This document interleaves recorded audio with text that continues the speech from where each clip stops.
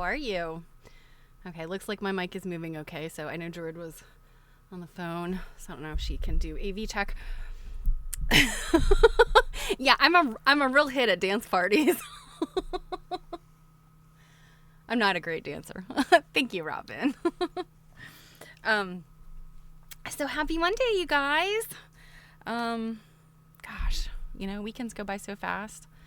It was a really nice weekend weather-wise. It was a busy weekend family-wise.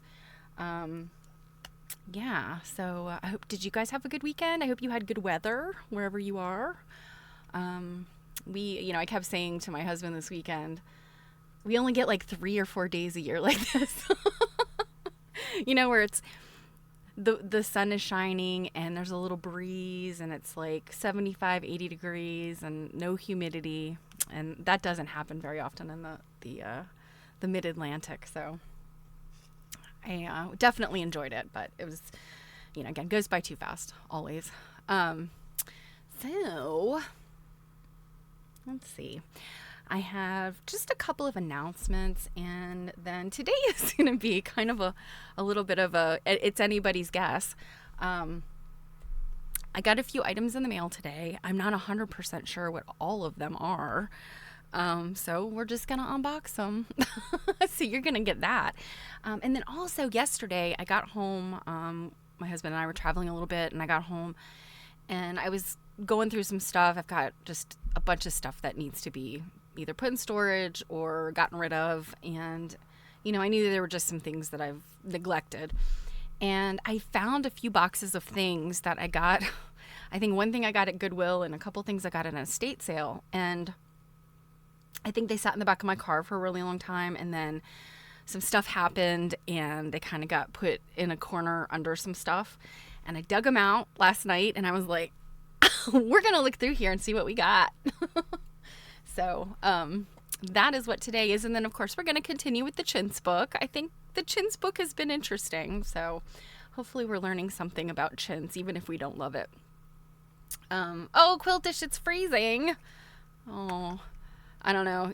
I hate it when it's cold, but also when it's hot, I'm like, I would give anything to be freezing. Jill and I were talking the other day, and she's like, I hate summer. I'm like, me too. You can only take off so many layers of clothing before you become socially unacceptable. At least in the winter, you can grab a quilt. So a couple of announcements. This coming week, day after tomorrow, is I believe, am I looking at the calendar right? I think is stilettos.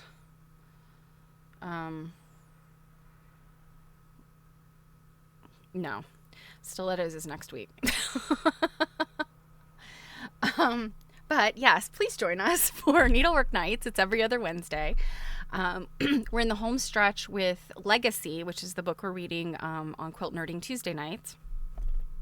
And I am maybe not neck deep, but definitely waist deep in the Mary Witherwax Quilt Along, which you can see. I've showed this book off a million times, but it's so much fun. And some folks are like a forge straight ahead and have like so many blocks done. I'm like, you overachievers, you. Some folks are just getting started, and all of that is okay. I put it out there as a 100-day challenge, just to set some, a end date on it. But it's really the kind of thing that you can do at your own pace and do kind of however you want. Yay, Robin. I can't wait to see what you got, because you're doing something kind of different than some of the rest of us are doing. But I wanted to share some of my blocks because they have been fun. They have been fiddly. But I am doing 4 up at a time because they're very tiny blocks. I think they end up at like, once they've been stitched in, I think they're like 3.5 inches. So, you've got these itty bitty little shapes to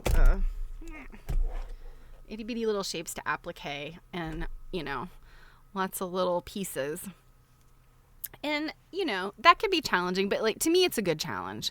I know if you're new to applique, it can be a little bit, a little bit challenging, but it's like a good challenge because it's the kind of thing, like, if it doesn't work out, it's just a teeny little block. You can rip it out, and chances are you have plenty of fabric. That's the beautiful thing. Like, I have been digging around in my bin and my bags of vintage fabric. I have stuff from, all the way from the 20s and 30s up to, well, the 80s. And of course, who doesn't have lots of modern contemporary fabric? I do. But anyway, I've been using, oh, that one's upside down. I've been using all of these itty bitty little scraps. I've got like feed sack scraps, and I've got, garment scraps, things that are just too tiny for much else. And, the kind of things I think most people will be like, why haven't you thrown these little bits away? But they're just enough to do some of these itty bitty little pieces. So I'm having a lot of fun with them. And then this is the one I did last night. This might be my favorite so far. How can I get that straight? It's sort of a curvy thing with a center. It's almost like a wreath, and then it's got a little floral thing. Mary Witherwax, who made the quilt, the original, in is it 1851-ish. The research, our friend Dawn, who wrote this pattern book, I want to say the research she did says, yeah, she thinks it's about 1851 that this quilt was made. And of course it's red and green. But Mary Witherwax was a pretty creative. She was a bit of a doodler, and you can see in some of her blocks there are things that I don't have the cats done yet. But I've also been working on some buttonhole stitch. This is raw edge. So this is basically where you would just trace the pattern onto like a fusible web, like Heat and Bond, or Steam a Seam is another one. I prefer Heat and Bond because it's got a paper backing that doesn't come off very easily. So you trace it on there, and then you cut out any large sections because you don't want it to be stiff. And then so it's just really just a sort of an outline. You iron it on your fabric, you cut it out, and then you do a really tiny little buttonhole stitch with a couple of strands of embroidery floss. Easy peasy. You don't have any of those like trying to tuck in the needle turn applique of some of those itty bitty little pieces. So I'm not being an overachiever. I'm just doing a few different things. So, but these have been so much fun. And if at some point this summer you decide you want to join us, I know Robin's working on hers. I know a few other of my cakelets are working on theirs. Feel free to jump in with us anytime. I'll put the link in here in case you want to check it out. I have a little sheet that explains everything. So there's that. And then the other thing I wanted to mention is I would love to do another quilt study. And, Jill and I had some stuff. Mary Vaughn's contributed some info, and hers was really more of history and info versus a specific quilt. But I wanted to do another quilt study day, and I know Mary will come back. So if that is, some kind of lure for you to submit a quilt, that would be fantastic. And let me copy the link for that. And the info is out there at this link. But just a little heads up about what it is. The Quilt Gossip is really just like an informal quilt study. And, with quilt studies, what you do is you throw a quilt out on the table and you look at it and you talk about it. And, if you don't know the date, you try to determine a date and you tell the story about how you got it. So, there's all these fun things you can do talking about a quilt. So that's really all it is. And my only rule is it needs to be a quilt from before 2000. So we're talking about quilts that are at least 25 years old. And there's a couple of requests as far as taking pictures, and that's really it. There's a form, so check that out. I would love to feature something that you have either in your collection or, you know, a quilt that you know. So that is another announcement. I think that's, so I got a little bit of news about the Quilt Alliance. Let me know that my textile talk has been scheduled, and I don't know if it's a public date yet, if it's on a public calendar yet, but just between you and me and the rest of the internet, maybe you might want to pencil in July 17th. I will confirm later on when it is public, but you know, just put a little note on July 17th to see, you know, in case you want to make sure something more important doesn't come up.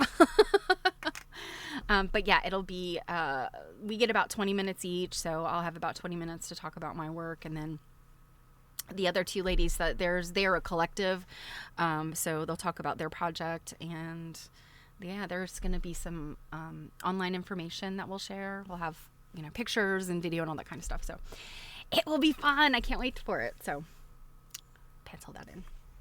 Okay, let's get started. You guys want to unbox something? Like I said, went out to the porch this morning. There were some boxes. Now, I have purchased a few things for my Sunbonnet Sue stuff. I've got a Sunbonnet Sue lecture that I'm doing at AQSG seminar in the fall. Or, well, it's not quite fall yet, but I think it's the first week of September. And so there's a couple things that I've picked up on eBay that are relevant to what I'm looking at with Sunbonnet Sue. And also, I had a teeny little windfall. I sold some work, and you know, and you're an artist and you sell a piece of your work. The question is, do you put it towards more art supplies? Well, my art supplies are fabric, so I don't need more of that. Do you put it in savings? Yeah, you probably should. I certainly don't have the savings I wish I did, but you know, that would have been a good place for it. I could have put it in my IRA, also a good place for it, but I said, you know what, let's throw caution to the wind, and I'm going to buy some stuff. So I bought a few needlework tools online, but nothing to break the bank, and certainly because it wasn't, you know, once the gallery takes their fees, you just don't get much. You know, when you're a working artist, it's the reality. So anyway, that's what these things are. I think at least one thing is some pin cushions. Another thing is a Sunbonnet Sue. And I am not really sure what the other thing is. We're going to find out. So let's see. They all look a lot alike. I think all of the people that sent me this stuff all used the same little boxes. So let's see. I think that's a heavy one. Let's go with this one. Unboxing is fun, isn't it? I remember when unboxing videos first came out online, I was like, why would anybody want to watch somebody else open a box? But there is that sense of, you know, you don't know what's going to happen. Okay. The box back there. Okay. I always think it's nice. We'll get the little thank you stickers. I always think that's a nice little touch. I don't love the sellers that overly, you know, put a lot of stuff in here, because I'm always like, I don't want to have more, you know, paper to recycle and throw away all that.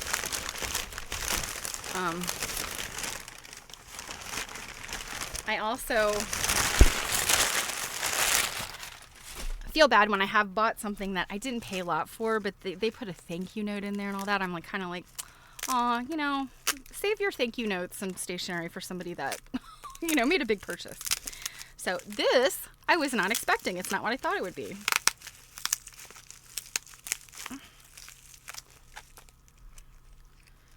Also, God bless them for packaging things up carefully, but sometimes it's like overkill. Of course, I'd be very upset if something got broken or wet or whatever. So this, it's a shoe! Now, I have a red one. And so when I saw yellow one, I did not know that it came in yellow. So it's a little partner to my red shoe. And my red shoe's not down here right now. It's upstairs on a shelf. So I didn't know this would be coming today. If I had any idea, I would have brought the red shoe down. So probably if I looked at my eBay and my MacI records. Hey, Mod Art Quilt. So, do little shoe. Happy mail. Okay. So, the next one.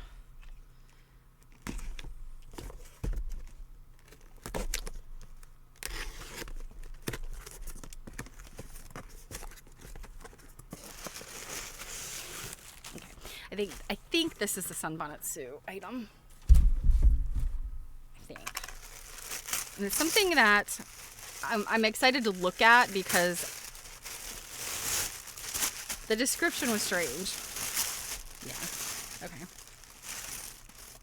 So it's very dirty. I'm going to have to wash it, but it is a little dress.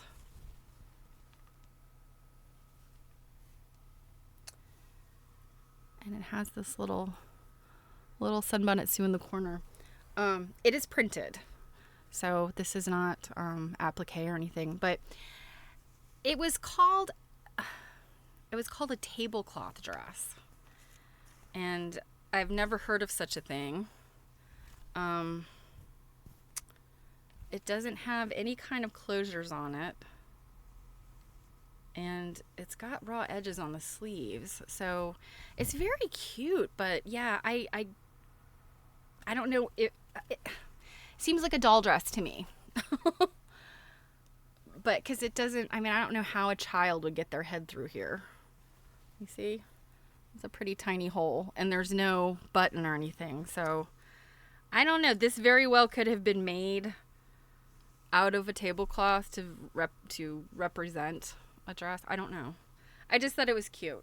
And yeah, I'm going to have to soak it in some OxiClean. But yeah, it just, all the things I'm finding that people do with Sunbonnet Sue, and just the fact that there's all these Sunbonnet Sues is, yeah, that's part of my lecture is the deal with these things. So, all right, well, there's that. Okay.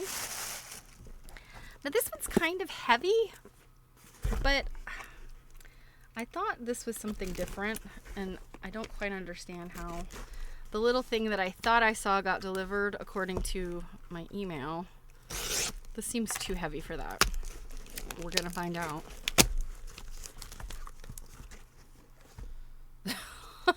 I always like to find the notes. That's not what is in here, but costume jewelry, auction 87, listed.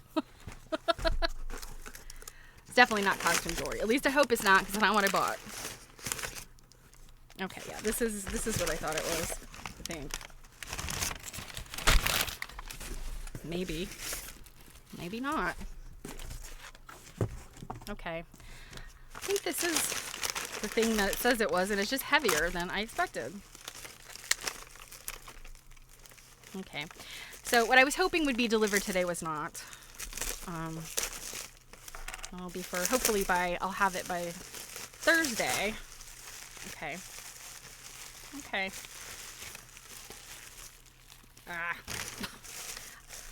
I try to save bubble wrap, but there comes a point where bubble wrap's the worst. Okay. Okay. It's a little bigger than I thought it would be, but it's a Lusterware pincushion, and the pincushion's missing. But it's a little clown baby. And I want to say I paid $1.50 or $2 for this. It's like thrift store prices. The shipping was ridiculous, but such a little cutie. So thank you. Yeah, so I have a couple more pincushions coming. And I hate to reveal my sources, but I've been finding some good stuff from MacI. eBay is what it is. Sometimes you can find wonderful things on eBay.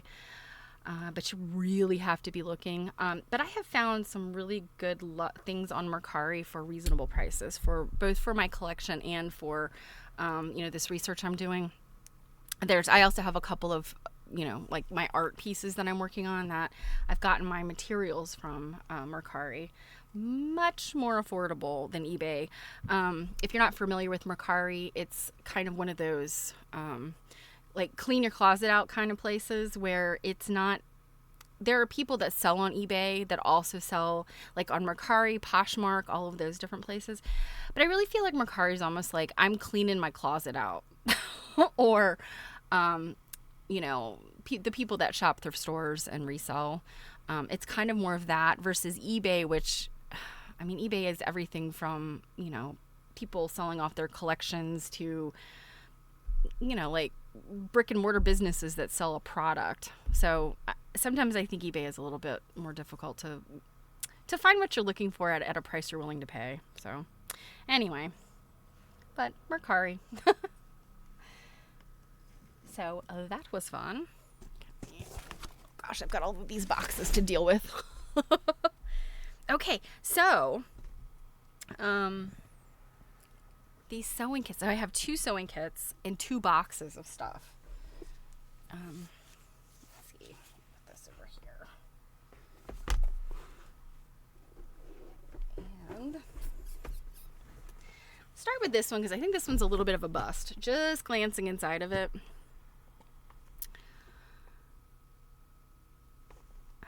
Let me go to, let me move that. I thought it would be, I could put my little desk cam up and you would be able to see some of these items. So first of all, I don't know if you've ever seen one of these sewing kits. They're fairly ubiquitous, I guess. They're sort of a mid-century, probably from the 50s or 60s. Well,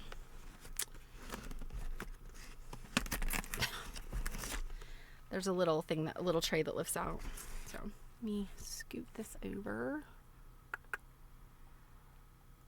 Okay, so you'll be able to see these things. So first of all, look at the lid of this thing. Can you see this? It's itty bitty little gold stars.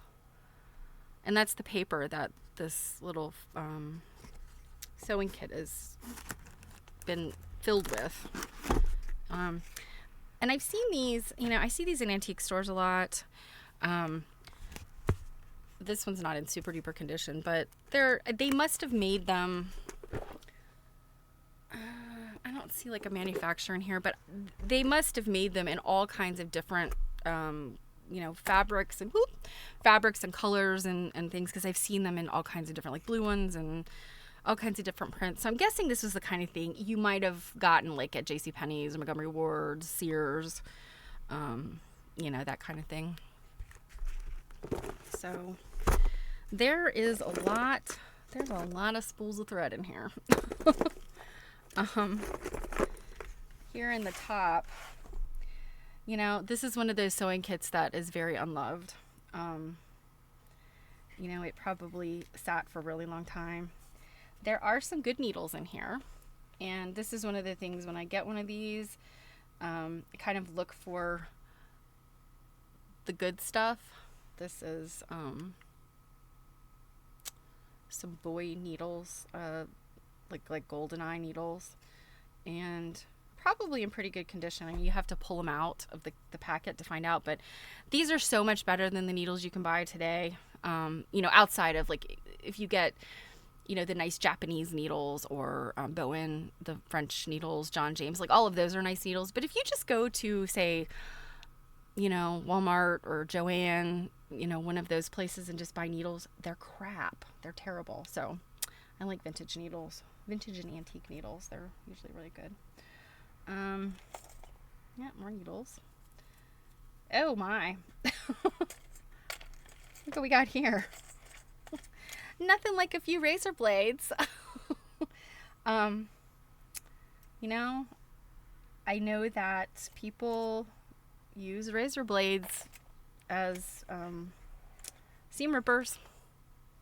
And in fact, I think some seam rippers actually had a razor blade that went into them, you know, but yowza. Yeah, nice rusty razor blades. We'll have to find a place to put those safely. This, I think, is beeswax. I have a whole box of these little nubs and things I found. Sometimes they're chalk, Taylor's chalk. Sometimes they're little beeswax nuggets. I think this is beeswax. Here's a needle threader. Oh, this is so tangled up with thread. Wah. That's one of the other frustrating things I find about, you know, getting these estate sale and thrift store boxes, is that it's just a snarl of thread sometimes. So looks like we got a variety of thready buttons. And what is this? A clove, a random clove. So yeah, this one's a little bit of a dud. Okay, what else is in here? Oh, here's an actual seam ripper. It looks like the little stopper's broken off of it, but you know, a seam ripper's a seam ripper, right?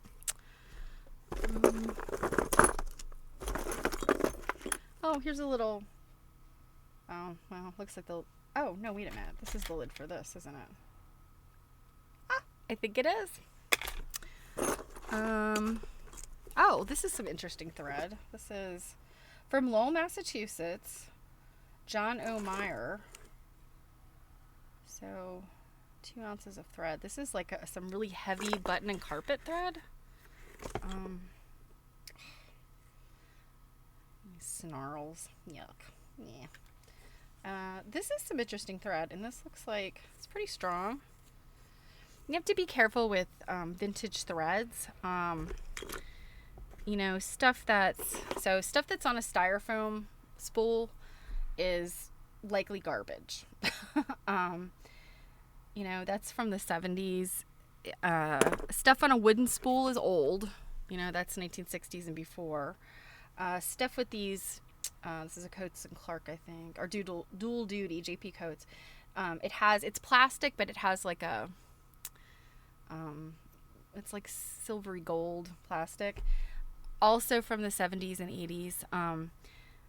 Some of this stuff is still good. I would never put it on my sewing machine, but to like baste with it, or just to do like, you know, anything that where you might, you know, pull the thread out and throw it away, this stuff is really great for.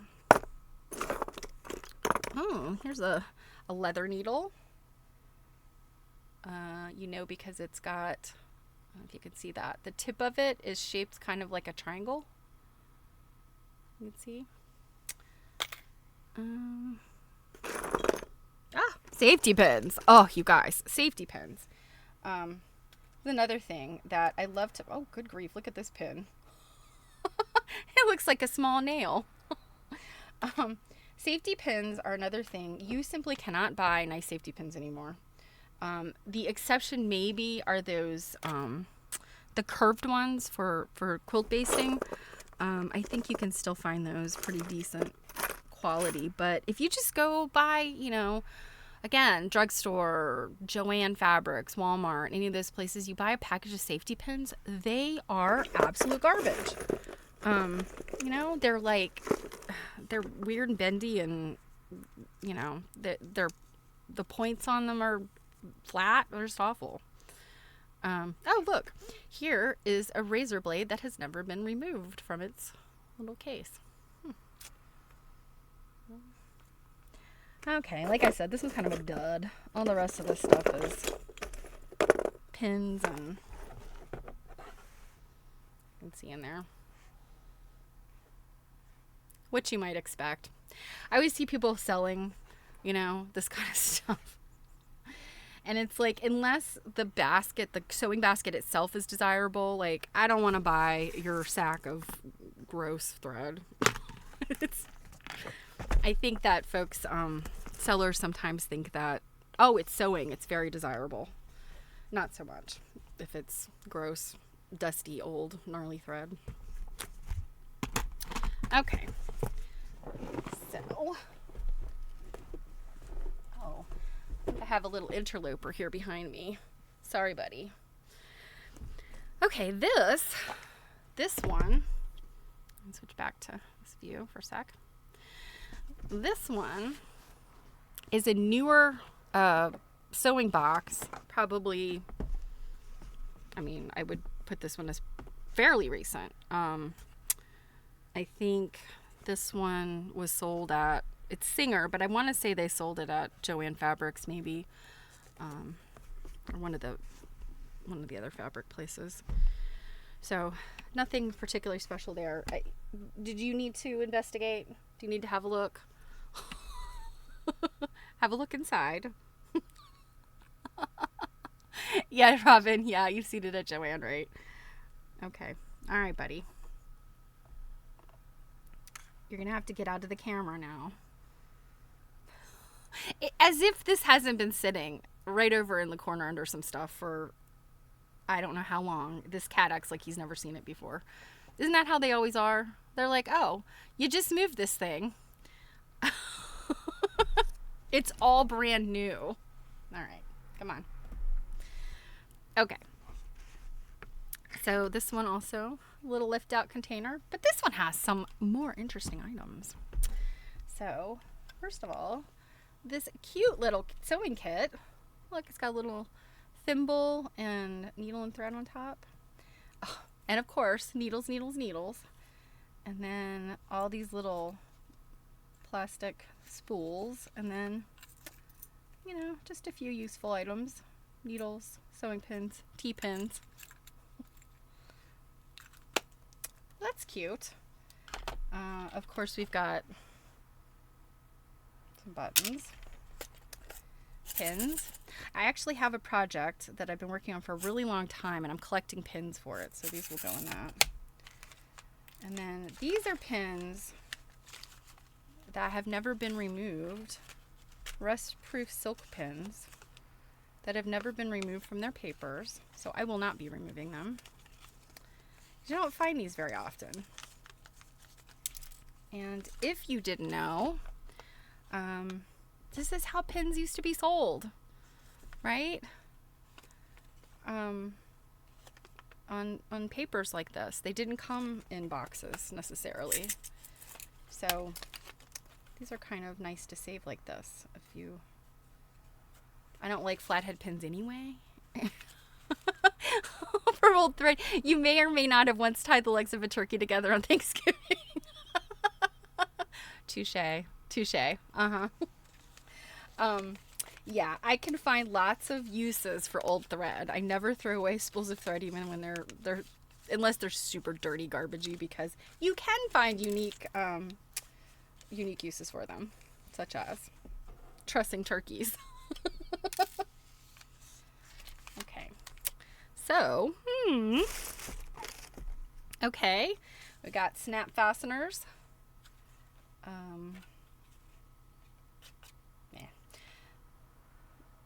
I never ever buy snaps. I never buy hooks and eyes. I have enough probably to outfit an army. So, oh, what is this? These apparently are some type of hammering into the leg of your chair kind of thing. It's always interesting the things you find in sewing kits because, you know, I think sometimes people had things and it was like, well, what do I do with this? And it either goes in the junk drawer or it's like, well, you know, the sewing kit might be the next best place. Such as a coil of random wire. It's coated wire. I can't tell whether it's brass under there or, copper. I don't think it is. It looks like it's steel wire. Okay. Sewing machine parts.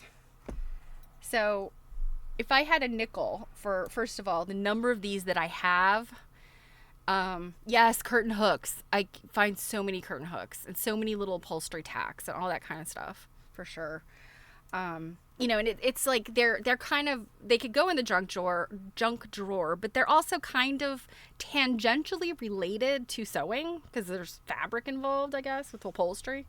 So yeah, I think that's why these things end up where they do. But yeah, if I had a nickel for every random sewing machine attachment, I'd be rich woman because these things, they get separated from their machines. They probably didn't get used often, and people tossed them in sewing baskets or in drawers, and then you end up with boxes and boxes of them. So here's a couple of them. I'm not sure. I'm not seeing. Probably somewhere on, yeah, Singer. This one's a Singer for sure. There's an S on there. I don't see anything on this other one, but I'm going to go ahead and guess they're Singer as well. And, can a sewing machine repair person use those? Maybe, sure. They've probably got a million of them too, though. So, try to find all the machines that these things belong to. And, they're really pretty cool attachments, for what they do. This one does like a rolled edge, like it goes through this little doodad here. Make a rolled edge. And this one, I think this is a ruffler. Very complex looking, but I think that's what that one does. And then this, I'm not entirely sure. There's some sort of measurement situation going on here. You guys might know what this is. I don't know. Yeah, this big hunka thing is definitely a ruffler, but I don't know about that one. I can't really exactly tell what is the foot and what's the... There's this lever. I don't know. There's anybody's guess. And this is fun. This, I actually like these. I have a modern one on one of my modern machines, my industrial machine. And what happens with this is if you, on the plate of your sewing machine, you might have noticed sometimes that there's a little hole or multiple holes kind of in the metal plate, and that it's for these kind of things. And this is literally a seam guide, and what's missing from it is a little nut like this, and it would just screw down in here, and you slide it, however far from the needle you need it to be. You could use a ruler, and these are really helpful. And I think modern machines, of course, come with all kinds of other tools, but this thing is like really basic and super easy to use. So yeah, your Bernina. Yeah, I think I want to say that one Bernina I have has one. I don't use it very often, but yeah, my Janome has it, and my Janome, the one is really wide, and I really love it because it's perfect. So I don't know what this is. I don't know if this is sewing machine related, or it's got some marks on it. It's got some sort of little tong situation here. Who knows what that is? Here's some gnarly old wooden spools. These look like, I don't know if those ever held. Those almost look like something that's been stained or painted. Here, this.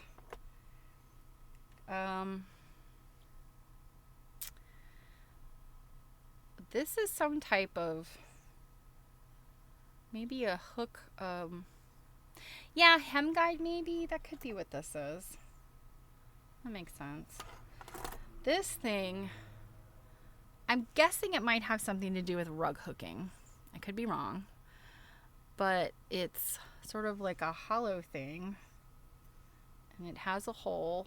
And it's sort of a needle.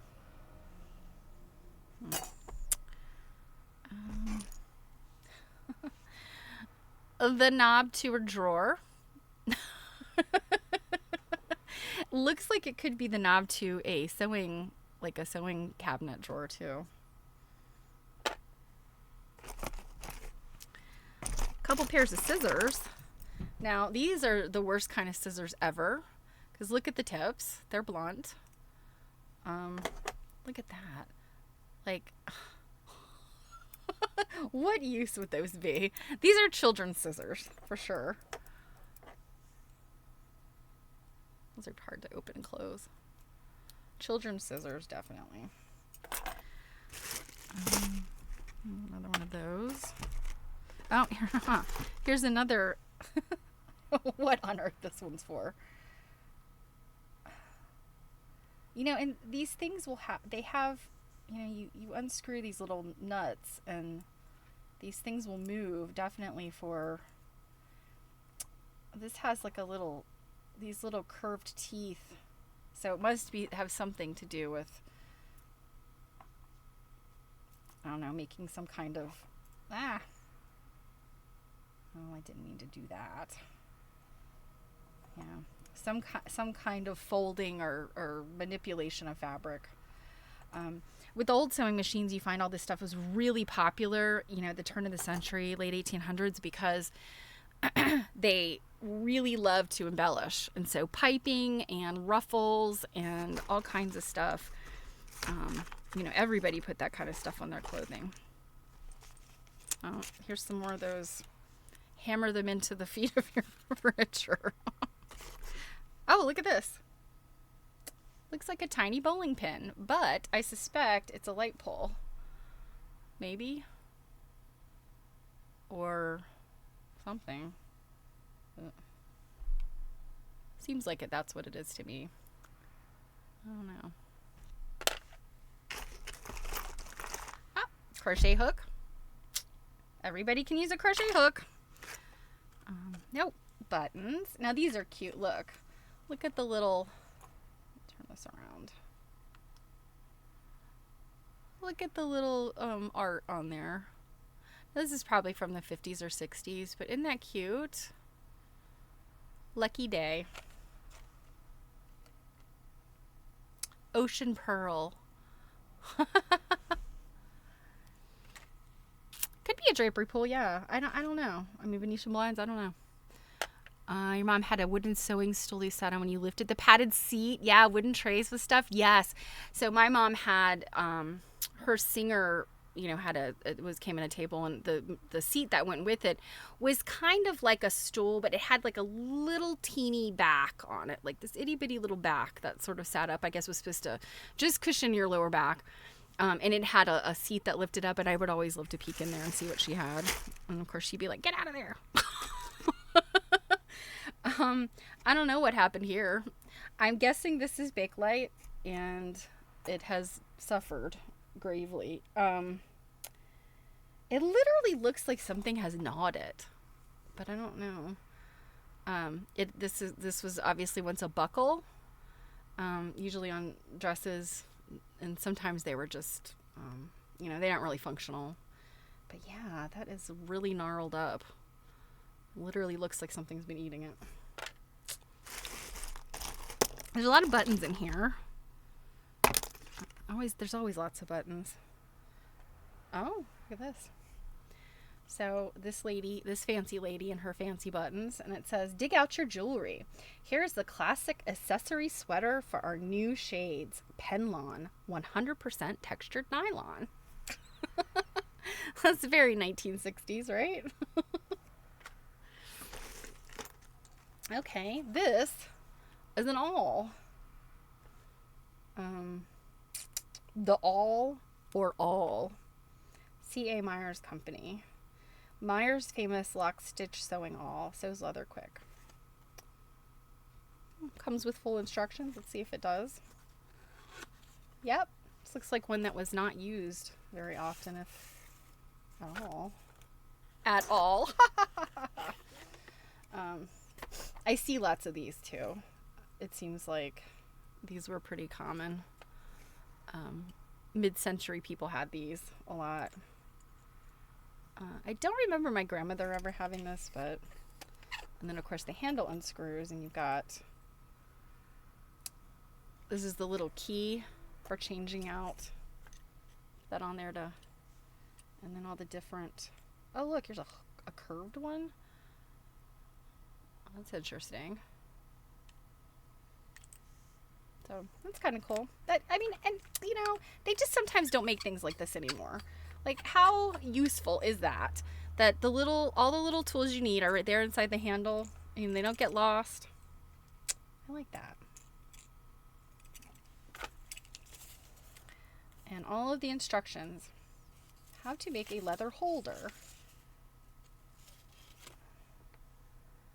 How to make a leather holder. Saw barrel stave in two. Insert a bolt. What? A barrel stave? I think they're talking about making a clamp of some sort. Although not absolutely necessary. This holder. Okay. No. All right. Well, if you have a spare barrel stave that you could spare, I'll practice sawing it in two. It's so funny, the things that I guess people just sort of took it for granted, you know, at some point, that people would have access to, I guess. I mean, I don't know. Oh, this is interesting. Look at this. Let me get this to go shut. Somebody has written on here, HGH Baltimore Street. Baltimore Street is downtown. Not far from me. All right. Oh, a stiletto. I need to hold this out because we're doing stilettos soon on quilt nerding. Can't get that in the frame here. So you got a pointy end, and then this looks like it's a sort of a flattened, like, finger press end. I don't know. It says Stanley. I wonder if maybe this isn't a stiletto, but we're gonna assume it is. Let me put that away so that I'll remember it. Look at this little clothespin. A little tiny clothespin. Here's a little tube that held needles at one point.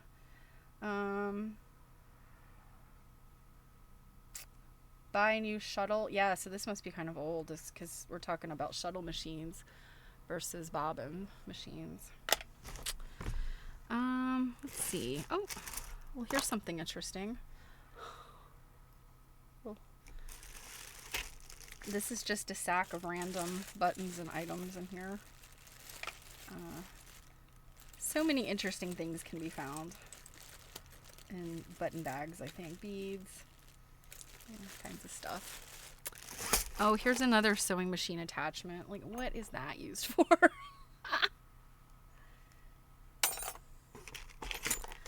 Well, oh, here's another one. I'm thinking maybe this is not a sewing machine. This looks almost like a shadowing clip. Like, you clip that on your waistband, and then your key fob or whatever would hang from that. I'll have to look around and see if that's what that could be. Yeah, so the rest looks like just buttons and whatnot. What's this? Oh, here's a random piece of heavy metal. Hey, Mardum, how are you? This looks like it could have come off of a sewing machine. It's pretty heavy. Okay. Did I miss anything else? No, I guess it's all buttons. And various modern sewing notions. And other little weird... I mean, look at these weird little pieces of junk. I mean, like, what is that for? What is that? Who knows? So, okay. Well, that one was more interesting. Still, you know, it's kind of sad. Like, who did this belong to? And really, my question kind of is, because this is a newer sewing basket, the basket itself, the contents are not new. I suspect this might have been one where it was a bunch of disparate items that a seller or, you know, somebody just wanted to get rid of stuff, just dumped it all together. That's the vibe I get from this one. All right.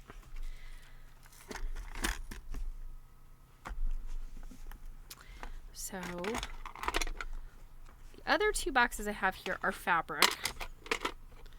And I think one is not super interesting, but the other one might be. So, right before I started the stream, let me go back to my the main me. Right before I started the stream, I dropped my keyboard, and look, I couldn't figure out why it wouldn't work. The batteries bounced right out of it. So I gotta go crawling around after this to find the batteries to my keyboard. All right, so next, this is definitely a estate sale, and I have to say, you know, cotton batting. Yeah. This is looks like maybe it came out of kits. But yeah, I mean, batting is so expensive, right? So here we go. Cotton flannel pillowcase. Imported European.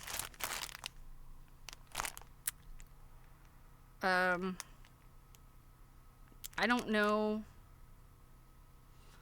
Maybe the person intended to do something. Hoard all batting. Exactly. I save every little piece. You never know. You can piece it. You know, the small quilts I've made that are all, like, the batting is all pieced together out of, like, little tiny scraps. Yeah. So I don't know if maybe the lady that I got this from her estate was gonna make something with this, or I don't know. It's flannel. This appears to be more flannel pillowcases, so apparently she was making something.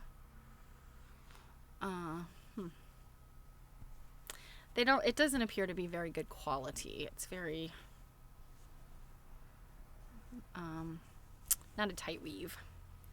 Although, I don't know, flannel, I guess, usually is not a super tight weave.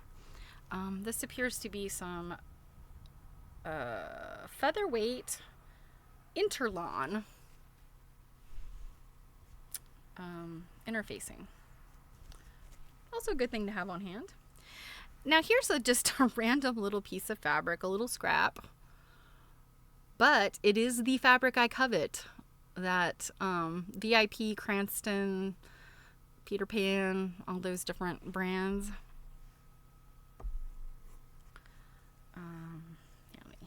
So now I'm down to some scraps. Oh my goodness, there's some good scraps in here. Before I get there, this is interesting. It's a little cushion cover. Looks like maybe it went on a stool or something. But I don't know if that's like bleach or it's like it could be bleach. Somebody spilled bleach on it. But how cute. And again, the fabric I covet. It's got a little zipper. So it had some kind of little cushion inside there. Oh, those little shaped bits. I know. They're just, yeah. Okay, let's look at these. Turn my little camera back on. Let's look at these scraps. Okay, so that's just an ordinary scrap of yellow. That, very 1970s, 80s, I guess. Looks like it's faux lace, insertion lace. There's some more of that.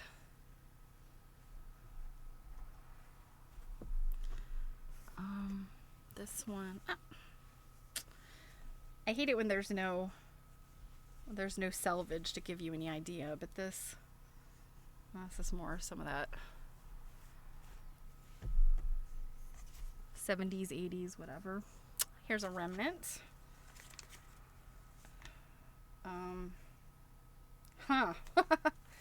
Okay, so this is interesting. So this was 8 inches by 45 inches, but that's not what's left, I don't think. Well, maybe it is. 8 inches. Yeah, this is 8 inches by 45 inches. Regular price $50, sale price $15. I wonder, regular price 50 cents or regular price $50. I don't know. This is not very nice fabric, so I'm hoping that, this looks like a poly cotton, like a sort of sleazy. So,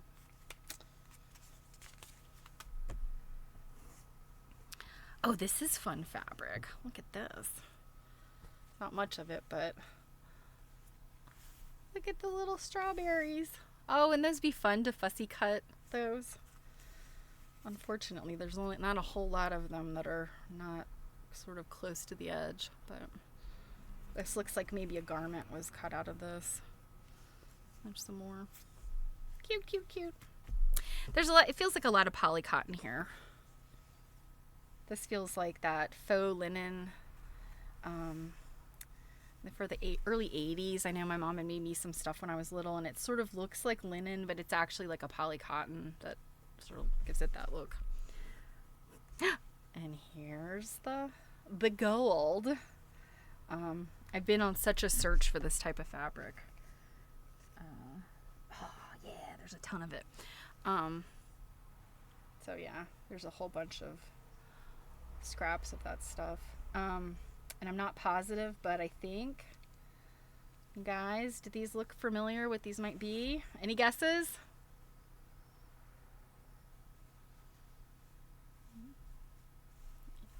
Get an idea of this shape here, what that might be? Yeah. I think that's what all this is here in the bottom. It's sunbonnet Sue scraps.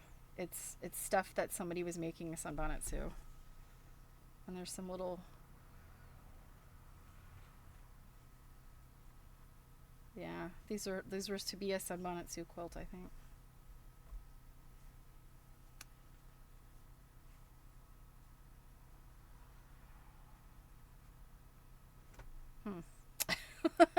Not sure how that works, but oh, yep, here's a bunch of pattern pieces. Look at these, aren't they sweet? Little tracing paper, Sam and Sue, or Fred, Farmer Fred, Fisherman Fred, whatever you want to call them. That is definitely a dress.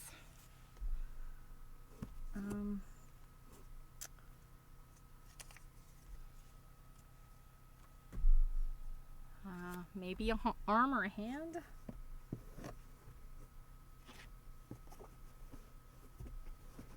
Huh, I don't see any more in there. Just these sort of, I don't know if those are scraps or not, of, that is fabulous. That's ugly.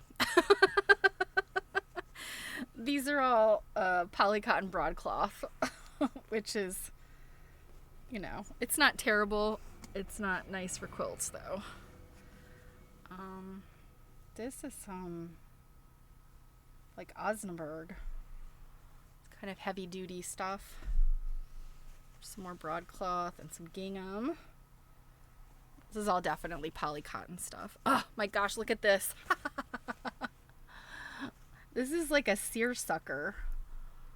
I mean, if you could see the little seersuckery bits, but oh, that's cute. These little Dutch people, little Pennsylvania Dutch people, or whatever they are. Very cute. This looks like upholstery fabric. And this too. And oh my gosh, you guys, here is the pièce de résistance. Let me go back to my big screen. I've actually bought yardage of this. I didn't realize I had this in there. It's Sue and Sam.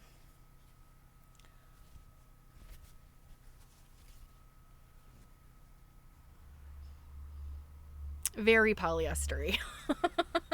Very, very polyestery. But so very cute. Okay, well now I know what was in here. And there's some cute things. There's some scraps I'll probably box up with, you know, for somebody else that wants them. Yeah, very quilt backy. Yeah, for sure. Yeah, some of these I'm not sure that I have a whole lot of use for, but definitely these little sunbonnets use scraps. You know, and it looks to me like some of these do not match the pattern. So they must have been working with like other patterns that are not in here. Oh, it's fun to find other people's projects, but also kind of sad when their piece is missing. Kind of like, oh, I can't finish it for them if there's pieces missing. Okay. All right, we have one more box.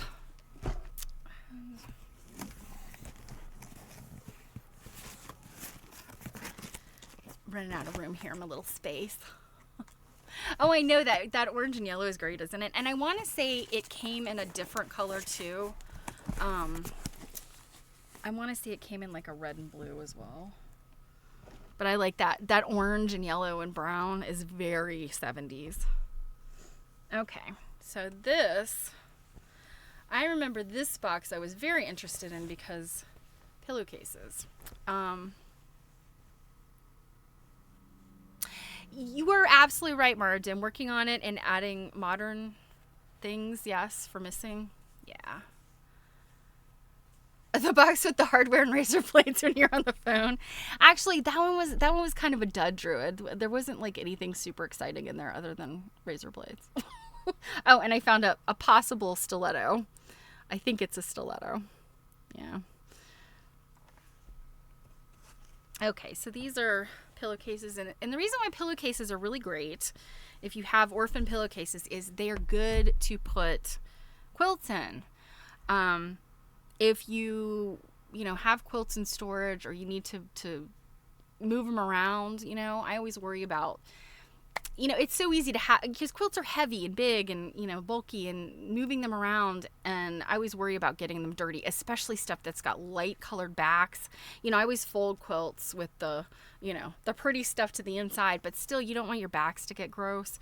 So pillowcases are a really good way to transport them and just keep them clean. And they can still breathe, because, you put stuff in plastic's great temporarily, like if you have to transport some quilts, they're, put them in a plastic tub, or, I know, like our friend Jill and some of my other friends that sell quilts, if they have to mail them, they wrap them in plastic first so that if the box gets wet, the quilt is fine. All perfect uses for plastic, but in general, pillowcases are your better bet. So if you do see cheap pillowcases at Goodwill or, whatever, estate sales, snap them up, because they are definitely worth it. So, and then somehow I ended up also with the sheets. The one problem with sheets a lot of times though is you have to look and see. They're great for quilt backs, or for, whatever, but you have to see, like, this is 50-50. I wouldn't use a 50-50 on a quilt back, because it's polyester. And while I do use, my vintage fabrics, half of them are polyester. Quilt backs, to me, I don't know why, quilt backs just really need to be cotton or something special, not sheets. Quilt projects are organized in fabric drawstring bags. Oh, I like that. See, mine are all piled in a box.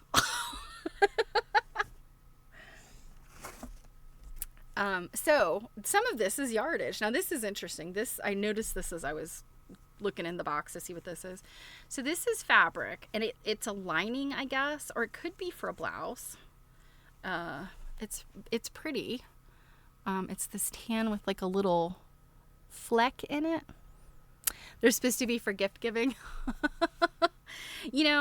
I have like 2 thumbs up for the drawstring bags for gift giving though.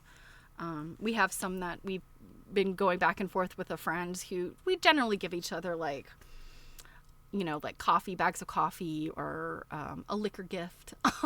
And so we just keep repurposing the same like 2 bags back and forth. So what's interesting about this one is it's from some place called Fabric King, Florida's largest fabric discount center. So I don't know, anybody that's spent any time in Florida, if you've ever heard of Fabric King. I don't know where in Florida they were or are. So tell me what you think that fabric would be great for. Drew, are you talking about this fabric? This to me looks like a lining. I would use it as a lining. And, you know, because I do also garment sewing. Yeah, I mean, it could make a nice blouse, you know, if you were okay with, because it's obviously polyester. But I think that this is really for the lining of a garment, you know, like a jacket or something. If I was not making clothing, I don't know what I would use this for. Typically when I have things like really awful holiday tablecloths that are just heinous, would never use them for anything.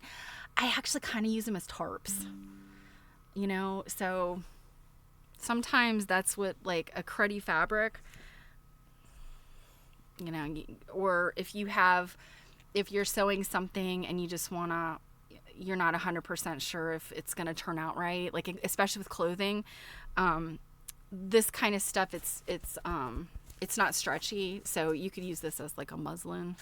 You know, if you were going to make something you weren't sure if it would fit, use this. No.